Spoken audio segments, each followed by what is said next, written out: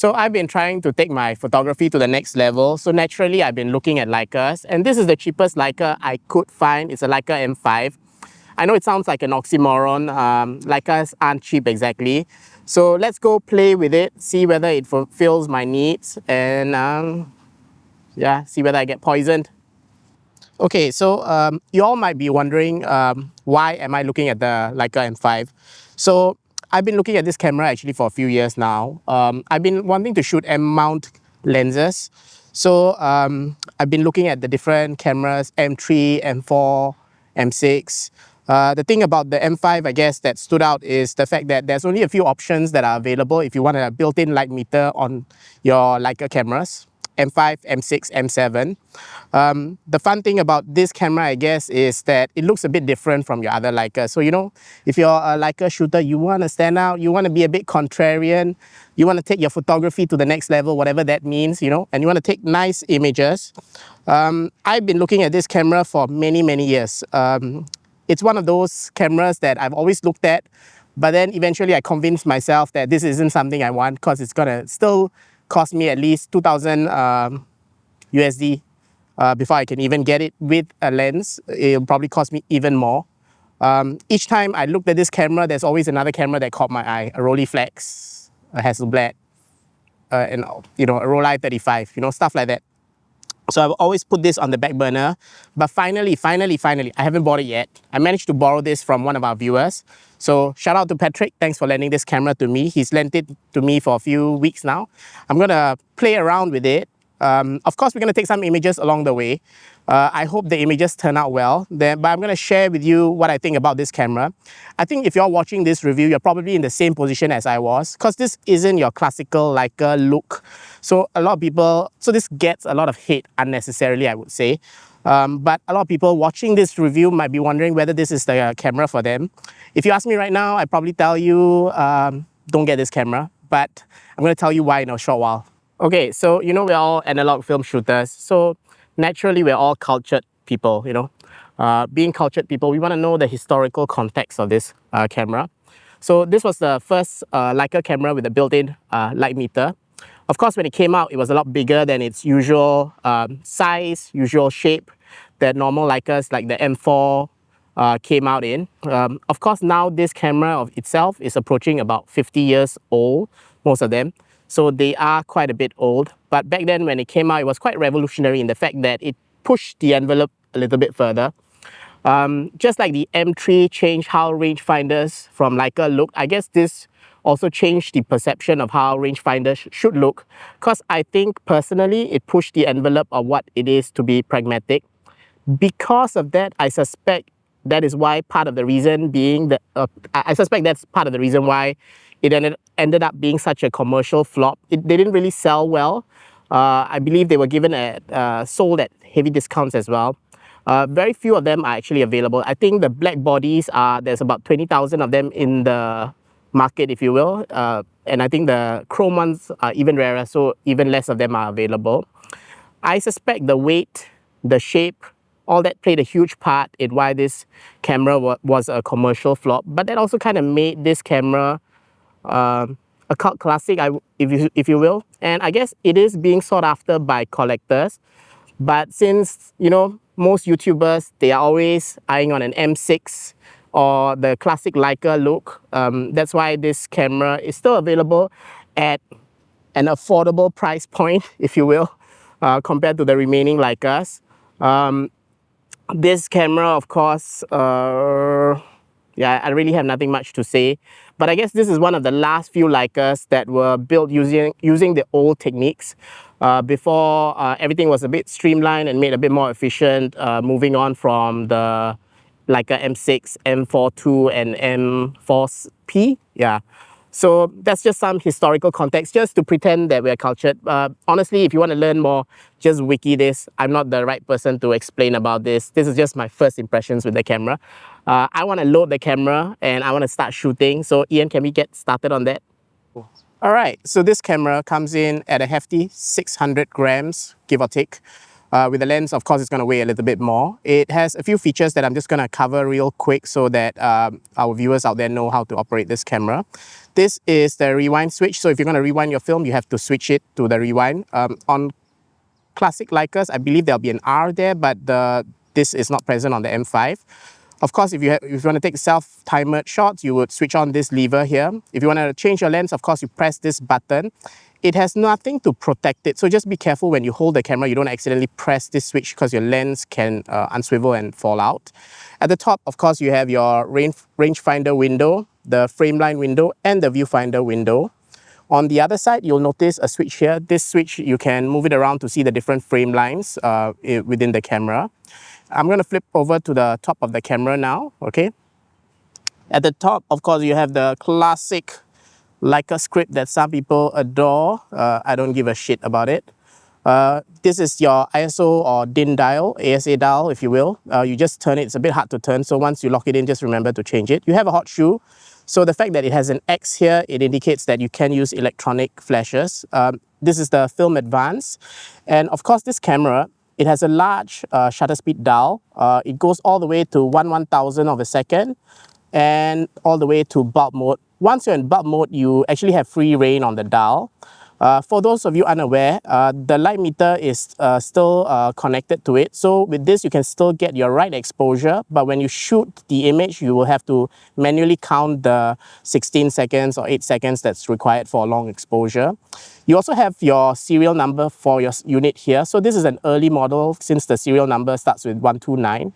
There are certain models that are advised to be avoided when buying Leica cameras, and I believe the early serial numbers of the Leica M5s are to be avoided if you can. But to be honest, all these vintage cameras, they're approaching 50 years old, so if you get them, just make sure you CLA it, okay? If we go to the back, you have this reminder knob. Just to tell you and remind you what film you put it in. Of course, you have your viewfinder here. Later, we'll look through it together. At the side here, you have something that's a bit unique. So you have two sprockets where you can attach your straps. This camera actually has 3 sprockets to attach the strap. So you can put it sideways, you can put it the standard way if you want. This is the battery compartment, so you just unscrew it. It takes a specialized mercury battery that is no longer available, but you can convert your you can use a wine cell battery, or you can use like your lithium batteries, but you'll need a special MR9 adapter from Kanto camera just to make sure the light meter is accurate. Some people, they have the Leica M5s modified it to take the modern battery, so you can do that also when you send it in for CLA. This camera is also unique in the sense that the film rewind knob is at the bottom, whereas most of the Leica cameras, it's positioned on top. Of course, you have this switch which will help you open the actual camera so that you can load and take out the film. Let me just put it back in. Then that is all for the parts of this camera. Oh, one last thing before I forget.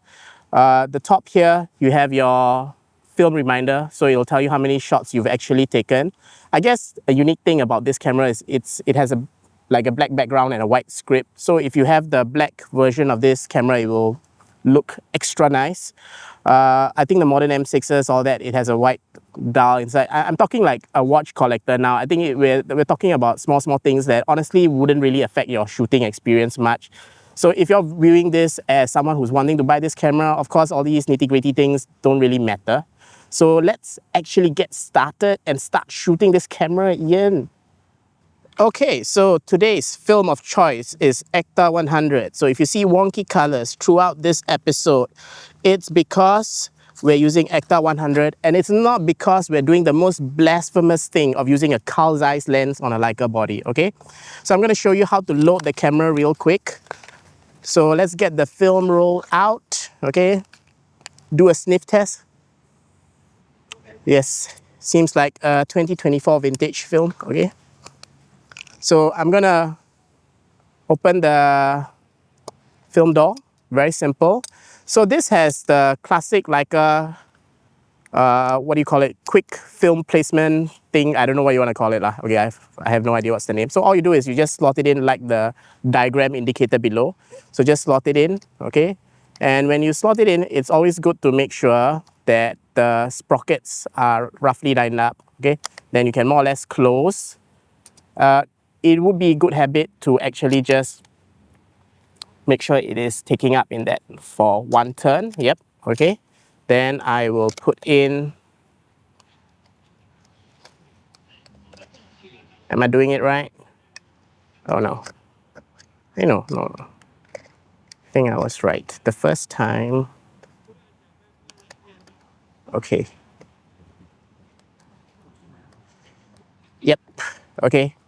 So as much as they claim that Leicas are very fast to load, I guess it requires a bit of practice.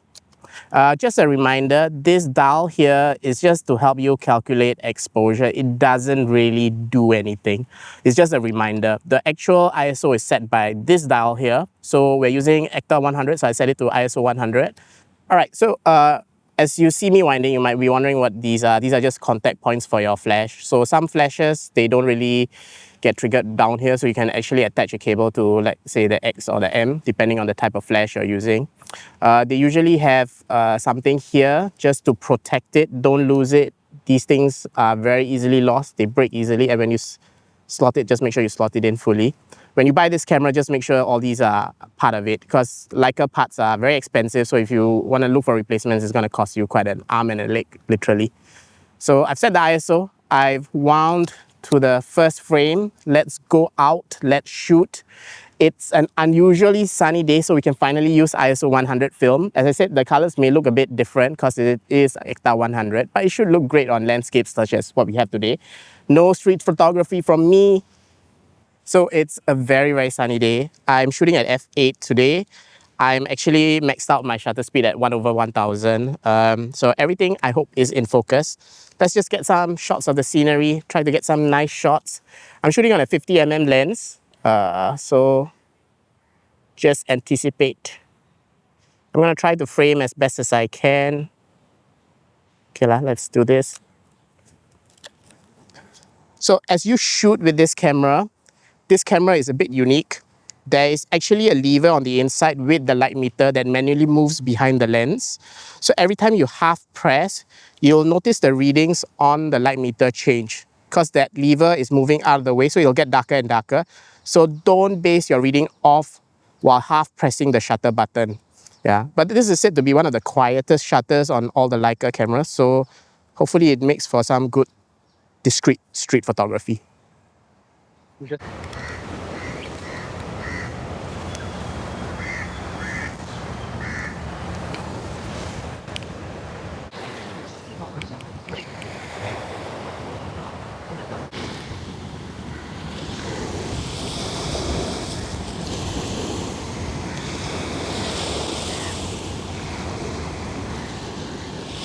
So this is a rangefinder. Just like any rangefinder, there are certain things you need to take note of.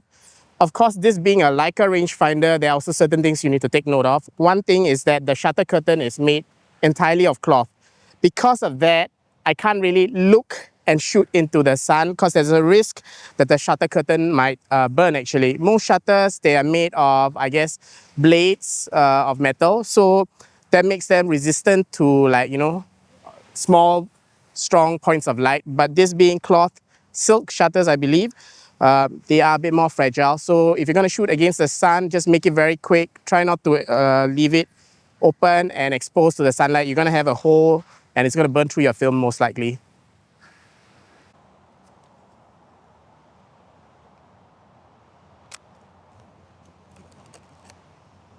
So this camera has a spot meter inside. It's not center weighted. So whenever you take an image, just take note of that. So whenever you're using the light meter values, just realize it's a spot meter and it's a specific part of the viewfinder. You can read this in the manual itself, but this is just something to take note of with this camera.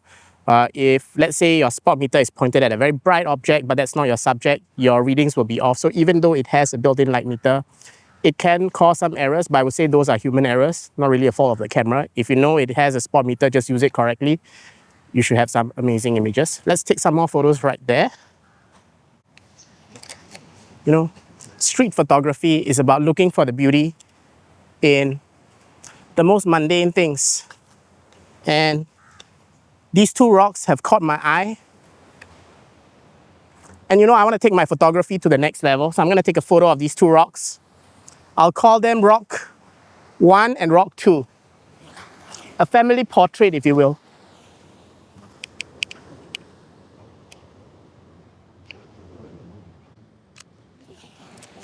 I think it will be the nicest image that I take today. Knowing that this is Ektar, everything might have a teal color to it, the blues. Let's hope it does. It may look nicer.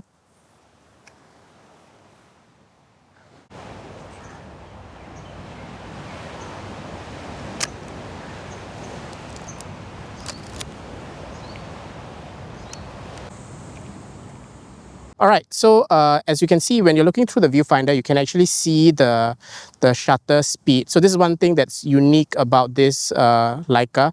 This is not really present on the M6. So you can actually see exactly what shutter speed you're at, and you can move it and get to the right exposure. On the bottom, you'll see two lines.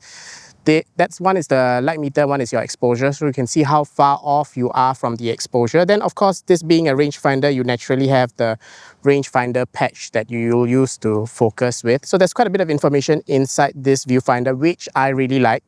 It has a 0.72 magnification as well. So if you're wearing spectacles, you're shooting 50mm, that's still fine.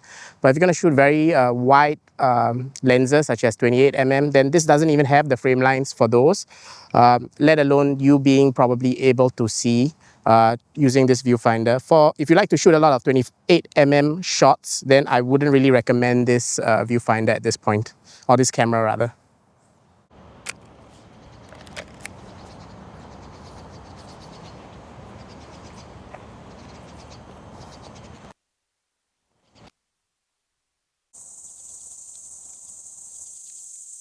Oh, I can go quite a bit here.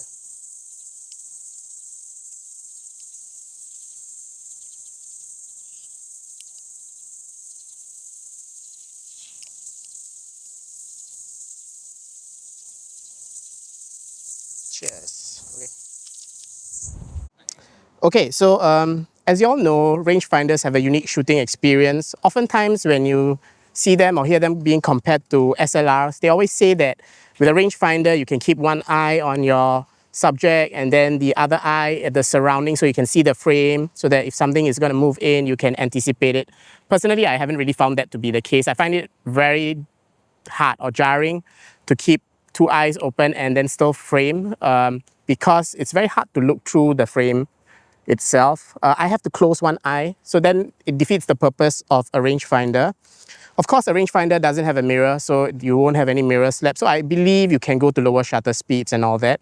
But that applies to any rangefinder, not say just this Leica M5. I'm almost done shooting this roll, so let me just finish it up. I'll show you how to unwind, and we'll talk about the pros and cons. Okay, done. All right, so if you're watching this review, I'm pretty sure you want to know about the shooting experience. So it's just like shooting any other rangefinder, especially one of those old school ones. If you shot on a Yashica rangefinder, the experience pretty much is the same. Let's talk about the things I really loved about this camera. Okay, it has a nice size for my hands. My hands are a bit larger. I like the grip. Of course, the viewfinder is clear, bright. You can see the shutter speeds inside. You can also see the light meter inside. So you don't really have to take the camera out of your face, adjust anything. All can be adjusted with your right hand. Your aperture can be adjusted here, and you can see the information within the viewfinder. This has a 0.72 viewfinder. Me using specs on a 50mm lens, not really a problem. If you're shooting, I think 35, 50mm or longer focal lengths, it should not be a problem. Loading the film, quite simple. Taking it out, very simple as well. Using it, Film Advance feels great. There's nothing really to complain about in terms of build quality. It is a hefty camera. The cons, okay. Personally, I did not like the fact that it is actually very heavy over time, especially with the paired with the 50mm lens, or if let's say you have a Noctilux. I don't know why you're pairing it with an M5, but it might be best suited for it because the balance in weight might be a bit more suited because it's a bit heavier. With a larger lens, it would work a bit better. The things I didn't like is that the battery that you have to use is you have to source for special batteries, so that becomes a bit of a problem. The viewfinder, even though it's excellent and it's very similar to the ones in the M4, when there is light from the sides, it gets a bit hard to see. So it is a bit prone to flaring issues. If you want to avoid that, then you have no other choice but to get a Leica M5. I think it has a more contrasty viewfinder that is a bit more flare resistant. I don't know whether you can change the rangefinder viewfinder mechanism on these cameras, but I'm sure someone in the comments will point it out to us. Of course, this camera, there were very few of them produced. So this is my biggest gripe if you're gonna get this. You're gonna spend a lot of money getting a camera such as this. You might be eyeing it for many years. You might take a while to actually save up the money. As much as it is an emotional purchase, you want something that lasts you very long. When these cameras fail, you will need a donor body or you'll need repairs done. Even if you send it to Leica, the amount of repairs that can be done is limited. So let's say if the light meter stops functioning, you can still use the camera because everything else will work except the light meter. But the problem is finding like a donor camera might become exceedingly hard.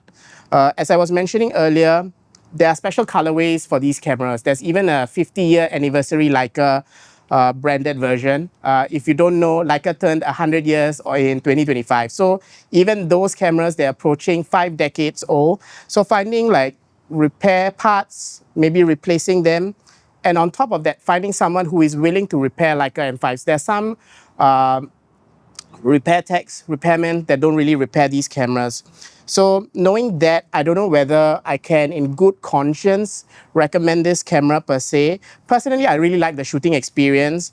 The rangefinder could be improved. Other than that, I really have no qualms about this camera. Everything else, it's actually a dream come true, if you will. It's everything I imagine this camera to be. Often at times, purchases are an emotional decision.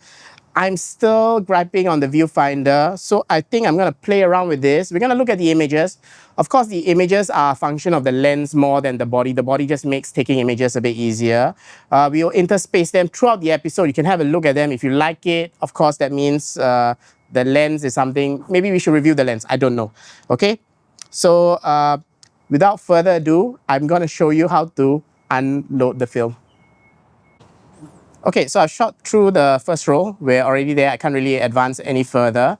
So remember to switch this to the rewind switch, and then don't accidentally open the bottom. So I think that's a problem when both things are at the bottom. So just make sure you rewind the film. Okay, you'll feel a bit of resistance. As soon as the film has unwound from the holder on the other end, you'll feel the resistance drop. You will even hear a bit of a sound. I'm going to keep quiet. You heard that sound? And the resistance has dropped. I'm not going to unwind fully in case I decide to develop this myself. Probably not since it's C41. Okay, so we have the film here and shot already. Okay, I'm going to put it aside. I'm just going to close this. I'm going to keep shooting with this camera, of course. Then we're going to see what images we do get eventually. I'm hoping I can really take my photography to the next level with this. All right, so if you're pondering purchasing your first Leica and whether it should be the Leica M5 and you have questions about it, feel free to drop them down below. I think it is appropriate to say something philosophical about this camera because we are film shooters, we are cultured people. I think the Leica M5 tried to be too pragmatic, but I like the fact that it pushed the envelope further on what a rangefinder should be. Unfortunately, this wasn't really heralded by the rest of the Leica-phile community. Rightfully or unrightfully so. Because of that, of course, you can find these cameras for a bit more affordable price points. So that's yay to us normal shooters. Of course, if you want to take your photography to the next level, elevate it even further, Leica actually carries out some workshops by renowned photographers, such as, Ian, can you name a few names here? Let's put it here. I don't know who runs the workshops, okay? Yeah, but I heard they do run workshops, so it might be a nice place to learn photography, or I don't know whether you would do that or network instead. I guess 6, 7, yeah, totally random. But if you all love this episode, please like and subscribe, and I'll see you in the next episode of Midlifers. Maybe by then I would have the right attire to be a photographer, some hipsterish attire so that I can call myself a cultured Leicaphile.